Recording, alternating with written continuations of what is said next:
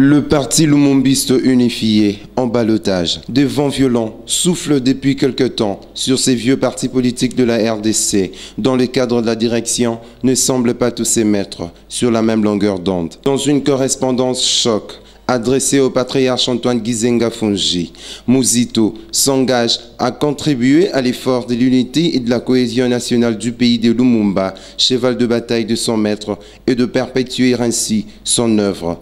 Dimanche 25 mars dernier, Adolphe Muzito a eu l'élégance d'adresser une lettre au secrétaire général et chef du parti pour prendre acte de la décision de son limogeage et se mettre au niveau de la base et du peuple. La dernière décision prise par Antoine Gizenga, démettant de leurs fonctions son fils biologique, Luigi Gizenga, et Adolphe Muzito ont refait surface des fissures constatées depuis. C'est à peine si le responsable du sommet à la base s'exprime sur le bout de lèvres pour stigmatiser cet arbre qui masquerait toute une forêt. Au lendemain de sa déchéance de ses fonctions au sein du parti, le Premier ministre honoraire a été aperçu chez l'archevêque de Kinshasa, le cardinal Laurent Mosengo Passigna. Certaines indiscrétions font état d'une recommandation de radicalisation de sa position au sortir de cette audience.